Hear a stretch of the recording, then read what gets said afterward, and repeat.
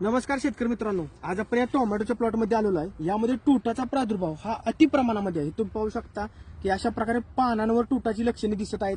त्याचबरोबर जर तुम्ही पाहिलं तर फळांवर सुद्धा तुटाची लक्षणे दिसत आहेत। आणि जे काही नवीन नुकतं सेटिंग झालंय त्याच्यामध्ये तर सुरुवात जास्त प्रमाणामध्ये फळांचं नुकसान झालेलं आहे। तर शेतकरी मित्रांनो, मला एकच सांगायचं आहे तुम्हाला या व्हिडिओच्या माध्यमातून। या व्हिडिओमध्ये मी तुम्हाला कोणताही स्प्रे सांगणार नाही किंवा तुम्हाला कोणत्याही कीटकनाशकाचं रेकमेंडेशन करणार नाही।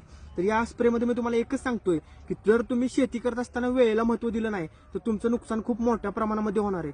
त्यामुळे वेळेला महत्त्व द्यायला शिका।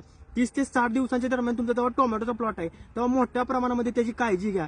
त्या काळामध्ये त्याची जी काय आहे ती फुल अवस्था, फळ धरण्याची अवस्था व फळांचा आकार वाढण्याची अवस्था सुरू असते। या अवस्थेमध्ये तुम्हाला रसशोषक किडींचा प्रॉब्लेम होतो, त्याचबरोबर तुटा नागायचा प्रॉब्लेम होतो, फळ पोखरणाऱ्या आईचा प्रॉब्लेम होतो, फळ माशीचा प्रॉब्लेम होतो, डावणीचा प्रॉब्लेम होतो, भुरीचा प्रॉब्लेम होतो, गेरव्याचा प्रॉब्लेम होतो।